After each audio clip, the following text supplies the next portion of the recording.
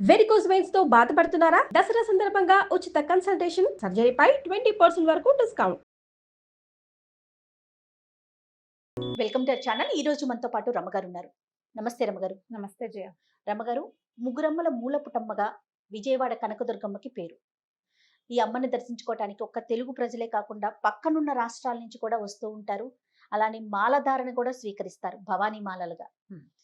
అమ్మవారి చరిత్ర ఒకసారి మాట్లాడుకుందాం రమ్మగారు. తప్పకుండా జయ. అమ్మవారి పుట్టుక, ఆవిడకి అంత ప్రత్యేకమైన స్థానం రావటానికి గల కారణం. అయితే మనకి తెలుగు రాష్ట్రాల్లో శక్తిపీఠాలు ఉన్నాయి, కానీ శక్తిపీఠాలకి మించిన గొప్పతనం కనకదుర్గమ్మ వారికి ఉంది.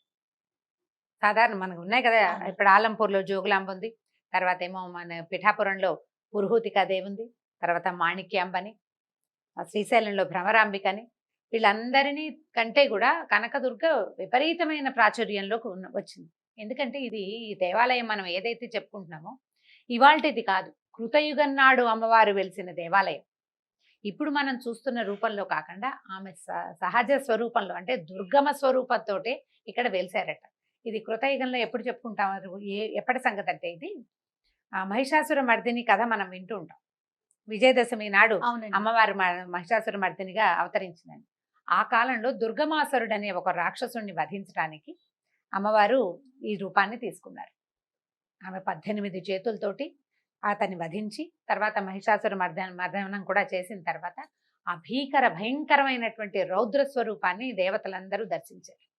ఆ తర్వాత ఆమె వాళ్ళని సంతోషపెట్టడానికి రాజరాజేశ్వరిగా అవతరించిందట. అయితే దేవతలందరూ ఏం అడిగారంటే, ఈ ప్రత్యేకమైన రూపం ఉంది కదా, అది కూడా ఆ రూపాన్ని కూడా మేము ఎల్లప్పుడూ దర్శించేలాగా మాకు అనుగ్రహించమ్మా అని అడిగారట.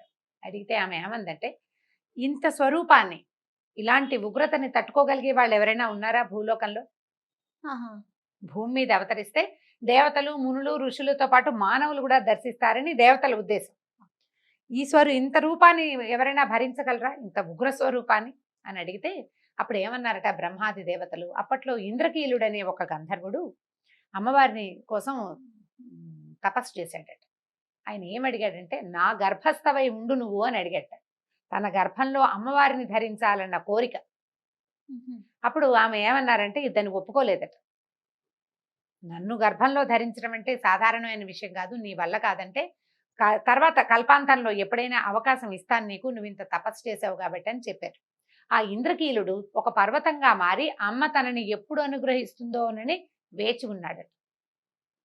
అతను ఎలాగో కోరుకున్నాడు కాబట్టి అతను పర్వతము, నిన్ను భరించగలిగే అవకాశం ఉంది, ఎంతో కాలంగా అతను వేచి ఉన్నాడు, అతని గర్భాన ఉదయించు ఇదే రూపంతో, మేము నిన్ను ఈ రూపంతో కూడా ఎప్పుడు కొలుస్తూనే ఉంటామని దేవతలు, బ్రహ్మాదేవతలందరూ అడిగారు. అప్పుడు ఆమె ఈ ఇంద్రకీలము అనే పర్వతం యొక్క గర్భం నుంచి ఉద్భవించిందట, మహోగ్ర రూపంతో. ఆ ఉగ్ర రూపం ఇట్లా కొండ మీద దిగేసరికల్లా లోపల నుంచి ఇట్లా వచ్చిందనమాట బయటికి. గర్భంలోంచి ఉదయించటమే అది. నీకు కొండ పైన కొసన లేదు దేవాలయం, ఉండదండి, మధ్యలో ఉన్నట్టు ఉంటుంది. ఈ వచ్చేసరికల్లా ఈ అమ్మవారికి కుడి ఎడమ కళ్ళు ఏంటంటే, కుడి కన్ను అగ్నినేత్రం అట, ఎడమ కన్ను ప్రశాంత నేత్రం, అంటే సూర్యచంద్రుడు. సూర్యచంద్రులే అమ్మవారి నేత్రాలు అని చెప్తాం కదా. ఈ కుడి కన్నులోంచి వచ్చిన జ్వాలలకి ఆ కుడివైపు ఉన్న కొండ భాగం అంతా పగిలి మండిపోవటం మొదలుపెట్టింది. ఎంత మంట వచ్చేసి ఉంటుంది. వచ్చేసరికల్లా అమ్మవారి దశ రూపాలలో ఒకటైన మంగళగౌరీదేవి ఆ క్షణంలోనే అక్కడికి ఉద్భవించి ఆ క్షణంలో ప్రత్యక్షమయ్యి ఆ మంటని ఆపి అతన్ని ఏం చేసినట్టు, ఆ శకలం ఏ కొండ ముక్క అయితే విరిగిందో దాన్ని తన పాదంతో అణిచి కొంచెం దూరంగా పెట్టారట. అదే మంగళగిరి అని చెప్పుకుంటాం. ఇప్పుడు మనం మంగళగిరి అని చెప్పుకునేది ఇంద్రకీలాద్రిలోని ఒక మొక్కేనని చెప్తారు. ఆ కొండ మీదే ఆ ఉగ్రత తాలూకు రూపమే జ్వాలా నరసింహస్వామిని, ఆయన శాంతింపజేయడానికి పానకం అర్పిస్తారని చెప్పుకుంటాం. మనకి మంగళగిరి దానికి ఒక ప్రత్యేకమైన స్థానం ఉంది. ఈ ఇప్పుడు కృతయుగంలో జరిగిన కథ కదా, అప్పుడు ఇలా జరిగిందని చెప్పబడింది. ఒక పుస్తకంలో ఈ కథ ఉందన్నమాట, ఇట్లా ఒక పురాణంలో చెప్పబడింది. అయితే ఈ మంగళగౌరీ దేవి కూడా అక్కడ ఉద్భవించడం వల్ల ఈవిడి ఇలా భయంకరమైన రూపంతో ఉంది. అప్పుడు బలులు అవి సమర్పించేవారు. అమ్మవారి ఉగ్రతని అలాగే పెంచి అట్లా ఉంచారు. ఇది కృతయుగంలో జరిగింది. దేవతలు అందరూ పూజించేవారు. త్రేతాయుగంలో ఏం జరిగింది అనే దాని మీద మనకు పెద్దగా దాని మీద కథాంశాలు ఏం కనపడవు. అయితే తర్వాత యుగమైనటువంటి ద్వాపర యుగంలో ఈ పాండవులు రాజ్యభ్రష్టులు అయిపోయిన తర్వాత, అయితే పాండవుల్ని వాళ్ళకి ఏమిటి సలహా అన్నిటికీ కృష్ణుడినే కదా అడుగుతారు. అవును. అయితే ఈ కృష్ణుడిని సలహా అడిగారు. ఏం చేయమంటావు ఈ విపత్కర పరిస్థితి నుంచి బయటపడడానికి మమ్మల్ని ఏం చేయమంటావంటే, ఎవరి దారిని వాళ్ళు బలాన్ని పెంచుకోవాలి. మీలో అత్యున్నత బలము అత్యున్నత ప్రత్యేకతలు కలిగిన వాడు అర్జునుడు. అర్జునుడు తపస్సు చేసి దివ్యాస్త్రాలని సాధించాలని కృష్ణుడు సెలవిచ్చాడు. ఆయన తపస్సు చేయటానికి అనువైన పర్వతంగా ఈ ఇంద్రకీలాద్రిని చెప్పారు. అర్జునుడు ఇక్కడికి వచ్చి ఇంద్రకీలాద్రి మీద ఎక్కడైతే మహోగ్ర రూపంతో అమ్మవారు కొలువై ఉందో ఆ పర్వతం మీదే తపస్సు చేశాడు. తపస్సు చేసేసరికల్లా అక్కడ తపస్సు ఈ విజయవాటిక అనే పేరు అందుకొచ్చిందనమాట. ఆయన అక్కడ తపస్సు చేయటం మొదలుపెట్టాడు. ఇతని తపస్సుకి మెచ్చిన పరమేశ్వరుడు ఈ అంబికా సమేతుడై అక్కడికి వచ్చాడు. వచ్చి ఏం చేశాడంటే ఈ అర్జునుడిని తన వైపు లాక్కోవటానికి, భగవంతునికి భక్తునికి ఉన్న దగ్గర సంబంధం ఏమిటి అనేది చూపించడానికి ఏం చేశారు, ఒక వరాహం రూపాన్ని వదిలిపెట్టారు. అర్జునుడు వరాహాన్ని చూశాడు, బాణం తీసి కొట్టబోయాడు. అదే సమయానికి ఒక కిరాతుల జంట అక్కడికి వచ్చింది. ఆ కిరాతుడు కూడా బాణం వేశాడట ఈ పంది మీద. మొదటి తగిలిన బాణం నాదంటే నాదని వీళ్ళిద్దరూ కొట్టుకున్నారు, కిరాతుడు అర్జునుడు. నేను వధించాను అంటాడు, ఈ బాణం నాది, మొదట నేను చూశానంటాడు కిరాతుడు. మొదట కొట్టిన బాణం నాదంటాడు అర్జునుడు. వీళ్ళిద్దరూ కలిసి యుద్ధం చేయబోయారు. కిరాతుడికి అర్జునుడికి కిరాతార్జునీయం అని కథ చెప్పుకుంటాం. అయితే అప్పుడు ఈ యుద్ధంలో అర్జునుడి ప్రతిభకి మెచ్చిన పరమేశ్వరుడు కిరాత స్వరూపంలో వచ్చి అతన్ని అనుగ్రహించడానికి వచ్చి పాశుపతాస్త్రాన్ని ఇచ్చాడట. పాశుపతాస్త్రం సంధించాడు అర్జునుడు అని భారతంలో చాలా చోట్ల కనపడింది. ఆ అస్త్రాన్ని ఈ ఇంద్రకీలాద్రి మీదే అర్జునుడు సాధించాడు. అర్జునుడి విజయానికి చిహ్నంగానే ఆ ప్రాంతాన్ని విజయవాటిక అనడం మొదలుపెట్టారు. అమ్మవారు అక్కడ కొలువయ్యే ఉంది. ఆ సమయంలో అర్జునుడు కూడా ఒక శివలింగ ప్రతిష్ఠ చేశాడట అక్కడ. అయితే ఈ అమ్మవారు ప్రాదుర్భవించిన సమయంలో బ్రహ్మదేవుడు ఒక శివలింగాన్ని ప్రతిష్ఠించాడని, ఆ బ్రహ్మ ప్రతిష్ఠించిన శివలింగం తర్వాత కాలంలో కనపడలేదని చెప్తారు. తర్వాత కాలం ఇంకా అంటే ఇది కూడా వెళ్ళిపోయిన తర్వాత, ద్వాపర యుగం వెళ్ళిపోయి కలియుగం ప్రారంభమైన తర్వాత మాధవర్మ అని ఒక రాజుగారు ఆ ప్రాంతాన్ని పరిపాలించేవాడట. అప్పటికి అమ్మవారు ఎలా ఉంది మనకు తెలిసి, మహిషాసుర మర్దిని రూపంతోటే ఉంది. దుర్గా అనేవారు ఆమెను. ఎందుకంటే ఈ మహాదుర్గమమైన ఈ కొండలోంచి పుట్టినందువల్ల ఆమెను దుర్గగా పిలిచేవారు. మనము కనకదుర్గ అని చెప్పుకుంటాం. ఈ కనకదుర్గ పేరు ఎందుకు వచ్చిందో ఈ మాధవర్మ గారి కథ వల్ల చెప్పుకోవాలి. ఈ మాధవర్మ చాలా గొప్ప రాజట. ఆయన చాలా పూజలు నోముల తర్వాత ఒక కుమారుడు కలిగాడు. అయితే మహోద్భుతంగా ఈ అమ్మవారికి చాలా ఉత్సవాలు జరిపేవాళ్ళట వాళ్ళు. ఈ ఉగ్రస్వరూపంలో ఉన్న అమ్మవారికే చాలా ఉత్సవాలు జరిపేవారు. సాయంకాలం అయ్యేసరికల్లా అమ్మవారి సంచారానికి దిగేదట కొండ మీద. అందుకని సాయంత్రం అయ్యేసరికి చీకటి పడేసరికి ఎవ్వరూ బయటకు వచ్చేవాళ్ళు కాదు.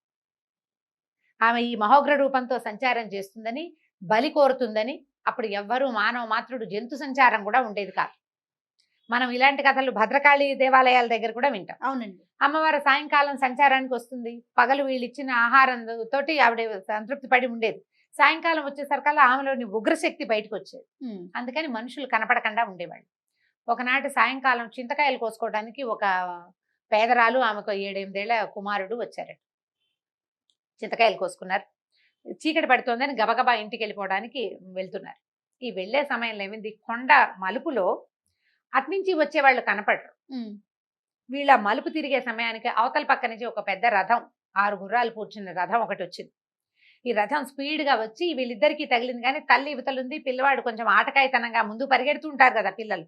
రథం కింద పడిపోయాడు పిల్లాడు కాస్త మరణించేసరికల్లా అమ్మాయి గోడుని ఏడుస్తూ నా పిల్లాడిని ఎవరో రథం తొక్కేసిందని ఈ పిల్లవాడి మృతదేహాన్ని భుజాన్ని వేసుకుని రాజుగారి సన్నిధికి వెళ్ళింది. అప్పుడు ఒక ధర్మగంటని గంట కొట్టేవారు. ఆ గంట ఎవరు కొట్టినా, ఏ సమయంలో గంట కొట్టినా రాజు వచ్చి వాళ్ళకి తీర్పు చెప్పేవాడు. సూర్యోదయం అయ్యేసరికల్లా ఈ రథం నడిపిన వాడెవడో వాడికి మరణశిక్ష విధిస్తున్నానని చెప్పాడు రాజుగారు. తీరా అంతా చూసుకునేసరికల్లా ఆ సమయంలో రథం నడుపుకుంటూ వచ్చిన వాడు రాజకుమారుడేనని తేలింది, రాజుగారి అబ్బాయి.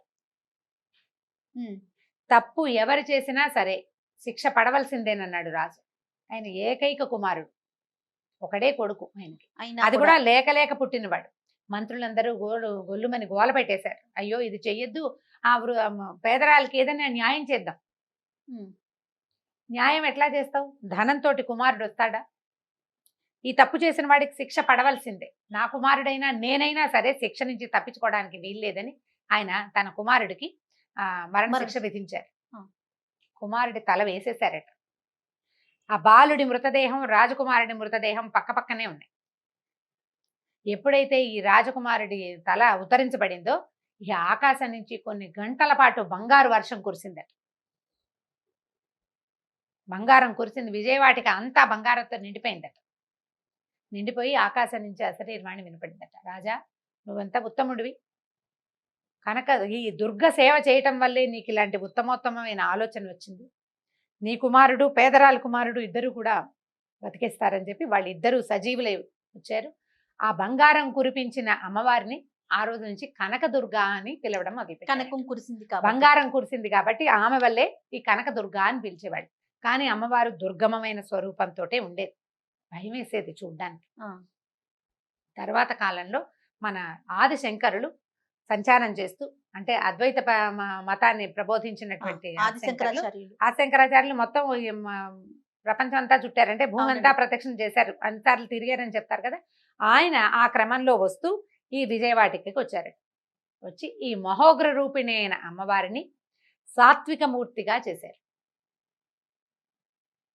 శ్రీచక్ర స్థాపన చేశారని, శాంతి యంత్రాన్ని స్థాపించారని చెప్తారు. స్థాపించి అమ్మవారి కళని, ఆ ఉగ్ర కళని తగ్గించి ఇప్పుడు మనం చూస్తున్న సౌమ్యమూర్తి నవ్వుతున్నటువంటి కనకదుర్గ రూపాన్ని ఆ శంకరులే స్వయంగా తయారు చేయించి పెట్టారట. ఈ అమ్మవారికే ఒక చిన్న నవ్వు మన మొహంలో చూస్తే నీకోసమే నేనున్నాననిపించే భావన కలిగిస్తుంది. చక్కటి చిన్న శాంతమైన ముఖము, నవ్వు, చక్కని కళ్ళు, రూపుదిద్దినట్టుగా పసుపు చందనంతో ఈ రూపాన్ని ఆదిశంకరులే స్వయంగా రూపొందించారు. అప్పటి నుంచి అంతకు ముందు చేసే బలులు అవి మాన్పించి సమయాచారం ఏర్పరిచారు. ఇక్కడంటే పూర్తిగా సాత్వికమైన ఆహారం ఇవ్వడం, సాత్వికమైన నివేదనలు, సాత్వికమైన పూజ, సమయాచారమే ఇక్కడ ఏర్పరిచారు. అంతకుముందు వేరే ఆచారం పద్ధతి ఉండేది, అమ్మవారికి బలులు సమర్పించేవాళ్ళు. అప్పటి నుంచి మానేశారు. శంకరులు ఎప్పుడైతే శాంతి యంత్ర స్థాపన చేసి శ్రీచక్రాన్ని ప్రతిష్ఠించారో అమ్మవారు ఉగ్ర రూపాన్ని తగ్గించుకుంది. ఎందుకంటే దాని ఆ ఉగ్రతని తట్టుకోగలిగే అవకాశం, అంత శక్తి మానవులకి లేదు. సాత్విక రూప ధ్యానం వల్ల మనుషులలో సాత్వికత పెంపొందుతుంది. ఆ భావనతోటి శంకరులు మహానుభావులు అసలు ఒక్కసారి తలుచుకుంటే మన జన్మ ధన్యమైపోతుంది. వారి వల్లే ఇప్పుడు మనం చూస్తున్నటువంటి ఆ చక్కని సౌందర్యవంతమైన మహాద్భుతమైన కనకదుర్గా రూపం ఏర్పడింది. వారే చేశారు అది. ఆ తర్వాత నుంచి మనం సాత్విక పూజా విధానమే సమయాచారంతో అమ్మవారిని అర్చిస్తున్నారు. ఈ మంగళగౌరి దేవి వల్లే మొదట ఏర్పడిన అగ్నికీలలు తగ్గినాయి కాబట్టి ఆమె ప్రీత్యర్థం పసుపు కుంకుమలతోటి అమ్మవారిని అర్చించడం, అపరిమితమైన కుంకుమార్చన జరుగుతుంది ఇక్కడ. అవునండి. అమ్మవారికి ఏదైనా సమర్పణ అనగానే రాసులు పోసి కుంకుమ అర్పించడం, ఎరుపు సమర్పించే విధానం. మెట్టు పూజ కూడా చేస్తారు. మెట్టు పూజ ప్రతి చోట ఉన్నదే, ఇక్కడ కూడా మెట్టు పూజ చేసుకోవటము, మెట్ల పూజ చేయటము, అమ్మవారి ప్రీత్యర్థం ఏదైనా చేయటం, ఎలా కుదిరితే అట్లా చేసుకోవటం, కుంకుమ సమర్పించడం, కుంకుమార్చన చేసుకోవటము, గాజులు సమర్పించడం. పూర్తిగా అంటే సువాసిని పూజకి సమర్పించే అన్ని రకాల ద్రవ్యాలని, సువాసిని ద్రవ్యాలని అమ్మవారికి సమర్పించటం. రకరకాల ఒక 40 సంవత్సరాల క్రితం భవానీ దీక్షలను కూడా మొదలు పెట్టుకున్నాను. ఇక్కడ 40 ఏళ్ళు అయింది అనుకుంటున్నాను నేను. నాకు జ్ఞాపకం ఉండి 80లో స్టార్ట్ చేశారని గుర్తు నాకు. ఇంచుమించుగా 80కి దగ్గరలోనే. ఇప్పుడు ఇన్ని సంవత్సరాల నుంచి ఎంతమంది భవానీలో ఉంటారండి, కాలినడకన వస్తూ ఉంటారు అమ్మవారి దర్శనం. స్త్రీలు కూడా భవానీ దీక్ష తీసుకోవచ్చు అన్నారు ఆ మధ్య. పెద్దవారు వయసు అంటే వృద్ధులైన స్త్రీలు, చిన్నపిల్లలకి కూడా భవానీ దీక్ష ఇవ్వచ్చు. భవానీ మాలలు ధరిస్తారు భవానీలు. తర్వాత ఏమో నిత్యము మనలాగా సాధారణంగా వెళ్ళే భక్తులతోటి నిత్యము కోలాహలంగా, నిత్యము కుంకుమార్చనతోటి, ఎప్పుడూ కుంకుమధూసర శోభితంగానే ఉంటుంది అమ్మవారు. ఆ పసుపు చందనం కలిసిన అపురూపమైన రూపం ఈ కుంకుమార్చన. దానివల్లే విజయవాడలో ఎటువంటి పరిస్థితులున్నా ప్రశాంతత ఉండడానికి అమ్మవారే అక్షరాల కారణం. అయితే అమ్మవారికి కింద మనం ముందు అనుకున్న ఉగ్ర రూపం అలాంటి అమ్మవారు ఉన్నారని, కొంతమంది ప్రత్యేకమైన గురువులే అక్కడికి వెళ్ళి అమ్మవారిని సేవించుకుంటారని కూడా వింటూ ఉంటామండి. అవును, సంవత్సరానికి ఒకసారి లేదా 2 సార్లు అక్కడ పద్ధతి ప్రకారం ఆ కేవలం అర్చకులు మాత్రమే ఆమెకు సమర్పించవలసినది, ఉగ్రస్వరూపిణి అయిన అమ్మకి సమర్పించవలసిన పూజా విధానాన్ని సమర్పిస్తారని, అది లోకంలో ప్రజలందరికీ చూపించరని చెప్తారు. బాగా స్పష్టంగా అవగాహన అయితే మనకు లేదు, ఏదో ఒక వాక్యం అక్కడక్కడ వింటూ ఉంటాం అంతే, ఉండే ఉండొచ్చు. తర్వాత ఇంకొక విషయాన్ని కూడా మనం వింటూ ఉంటాం రమ్మగారు. ప్రతిరోజు ఉదయం 4 గంటలకి ఇంకా అంతకన్నా ముందు కూడా లేచి కృష్ణా నదికి వెళ్ళి నీటిని తీసుకొచ్చి మేళతాళాలతో తీసుకొచ్చి పైనున్న అమ్మవారికి అభిషేకం చేస్తారు అనేసి. ఇప్పుడు నిత్యాభిషేకం చేస్తారు. అభిషేకం చేయాలంటే ఇప్పుడు ఈ కృష్ణానది తీరంలోనే ఈ కొండ అమ్మవారు ఉన్నారు కాబట్టి. ఈ కొండ ఉంది. పైగా మనం కార్తీక పురాణంలో విన్నాం, కృష్ణ సాక్షాత్ విష్ణు స్వరూపం. నదులుగా మారిపోండని దేవతల్ని సరస్వతీదేవి శపించిందని, ఆ నదుల్లో భాగంగానే ఈ కృష్ణానదిగా ఈయన విష్ణుమూర్తి. అందుకే కృష్ణ నల్లటిదని చెప్తారు. నల్లగా ఉంటుంది కృష్ణానది అంటే, అడుగునున్న సాయిల్ని బట్టి నీరు అట్లా కనపడుతుంది, కానీ కృష్ణ నల్లటిది, విష్ణు స్వరూపం. ఈ విష్ణు స్వరూపమైన కృష్ణానది జలాలతోటి అమ్మవారికి అభిషేకిస్తే ఆమె శాంతంగా ఉంటుంది. వాళ్ళిద్దరూ అన్నా చెల్లి అని చెప్తారు కదా, నారాయణుడు నారాయణి అని చెప్తారు, అన్నయ్య చెల్లెలు. అంచేత ఈ కృష్ణా జలాలతోటి అమ్మవారికి అభిషేకం చేయటం, కృష్ణలో స్నానం చేసి అమ్మని దర్శించడం అపరిమితమైన పుణ్యాన్ని ఇస్తుందంటారు. కృష్ణ పక్కనే ఉన్నది కదా నది. బ్రహ్మంగారి కాలజ్ఞానంలో కూడా ఈ కలియుగాంతం ఎప్పుడంటే, ఈ కృష్ణానది పొంగి కనకదుర్గాదేవి ముక్కుపుడకని తాకినప్పుడు ఇది పొంగి ఇది వచ్చేస్తుంది, అంటే కలియుగాంతం వచ్చేస్తుంది అంటారు. ఎప్పటికో అది ఇంకా చాలా సమయం ఉంది. అమ్మవారి ముక్కుపుడకకి చాలా ప్రత్యేకత ఉంది. అవునండి. ఎందుకంటే ఈ సువాసిని లక్షణాల్లో ముక్కుపుడక ముఖ్యమైనది. అమ్మవారికి ఖచ్చితంగా మీరు ఏ రూపంలో అయినా చూడండి, ఒకవైపు చిన్నది, రెండో వైపు బేసరి కనపడుతుంది ముక్కుపుడక. ముక్కుపుడక ఖచ్చితంగా ఉండాలి అమ్మవారి స్వరూపానికి. ఇప్పుడు ఈ కనకదుర్గాదేవి కూడా ముక్కుపుడక ఉన్నది. ఈ పుడకని తాకటము అంటే అంత పైకి నీరు రావడం అన్నమాట. ఖచ్చితంగా పాదాల దగ్గరికి కాదు, పాదాల దగ్గర పైదాకా రావాలంటే మహాప్రళయం వస్తే గానీ అవ్వదు కదా. అలాంటిది కాలం ఒకటి వస్తుందని, అప్పుడు కలియుగాంతం అవుతుందని చెప్తారు. అమ్మవారి కృష్ణ యొక్క అంటే ఈ దుర్గాదేవి యొక్క ముక్కుపుడక అని చెప్పడం కంటే ప్రధానమైంది అంత ఎత్తున ఈ తరంగాలు రావడము అంటే మహాప్రళయం వచ్చినప్పుడే వస్తుంది. మనం దర్శనం చేసుకోవడానికి ఎంత చిన్న విధి అయినా ఊరికే సాధారణంగా అలా వెళ్ళి మొక్కులు కూడా చెల్లించుకుంటారు రమ్మగారు, తలనీలాలు సమర్పిస్తూ ఉంటారు, అన్న ప్రశ్నలు చేస్తూ ఉంటారు. అక్కడ అంటే ఇప్పుడు దేవాలయం అక్కడ చేసుకోగలిగిన అన్ని కార్యక్రమాలు జరుపుకుంటూ ఉంటారు. తలనీలాలు అసలు మనకు చెప్పబడింది కలియుగారంభంలో విష్ణుమూర్తికే, వెంకటేశ్వర స్వామికే తలనీలాలు. క్రమంగా మనకు అది అలవాటైంది. తలనీలం ఇవ్వటం అంటే ఏమిటి చేయ, ముక్కు అంటే మన అహంకారాన్ని పాదాల యందు సమర్పించడం భగవంతుడికి. నాకు అహంకారం లేదు, సౌందర్యం పట్ల ఆపేక్ష లేదు, నీ మీద ప్రేమే ఉందని దేవుడికి తెలియజేయటం, చెప్పడం. ఒకసారి నెత్తిమించి వెంట్రుకలు తీసేసి సరికల్లా ఏమవుతుంది, అందం పోయినట్టు అయిపోతుంది. తల ఇచ్చినట్టు తలనీలాలు ఇవ్వటం అంటే, నా అహంకారాన్ని నీ పాదాల కింద వదిలిపెట్టేస్తున్నానమ్మా అని చెప్పడం కోసమే తలనీలాల సమర్పణ. ఆ తర్వాత చెవులు కుట్టిస్తారు, ముక్కు ఇక్కడ కుట్టించుకునే వాళ్ళు ఉంటారు, అన్నప్రాసనలు చేసుకుంటారు, ఉయ్యాలలు కడతారు, ఎన్ని రకాలైనా చేయొచ్చు. ఈ శంకరుడు ఇక్కడికి వచ్చినప్పుడే బ్రహ్మ ప్రతిష్ఠ చేసినటువంటి శివలింగాన్ని తెలుసుకున్నారు, ఆయనకు తెలిసిందనమాట. అప్పుడు స్వామివారిని శివలింగం, ఇప్పుడు మనకి మల్లికార్జున స్వామి ఉన్నాడు కదా, మల్లేశ్వరుడు, దుర్గా మల్లేశ్వర స్వామి కదా. మల్లేశ్వరుడు ఎలా వచ్చాడంటే, ఈ శివలింగాన్ని శంకరుడు మళ్ళీ ప్రతిష్ఠ చేశారు, చేసి మల్లెలతోటి అర్చించారట తొలిసారిగా. అంచేత ఆయన్ని మల్లేశ్వర స్వామి అని చెప్తారు. అమ్మవారితో పాటే అయ్యవారు వచ్చారు అక్కడ. వీళ్ళిద్దరిని, అయ్యవారిని అమ్మవారిని ఇద్దరిని దర్శిస్తే విశేషమైన ఫలితం లభిస్తుంది. దుర్గామల్లేశ్వర స్వామి దేవస్థానం అనే చెప్పుకుంటాం దాన్ని. అవునండి కదా. అయితే ఈ అమ్మవారిని చూసి అట్నుంచి దిగొచ్చేయకుండా మనకి లైన్ కూడా అలా వెళ్ళి మల్లేశ్వర స్వామిని కూడా అయ్యవారిని కూడా చూసే బయటికి రావాలి. ఆ విధానమే అట్లా ఏర్పరిచారు. ఆమెను చూసి ఆయన్ని చూడకపోతే ఆమెకు చాలా కోపం వస్తుందట.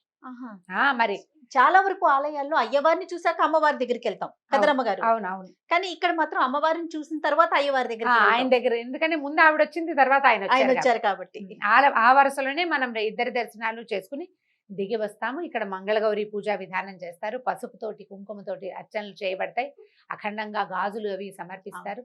పూర్తిగా సువాసిని అర్చనే మొత్తం అక్కడంతా.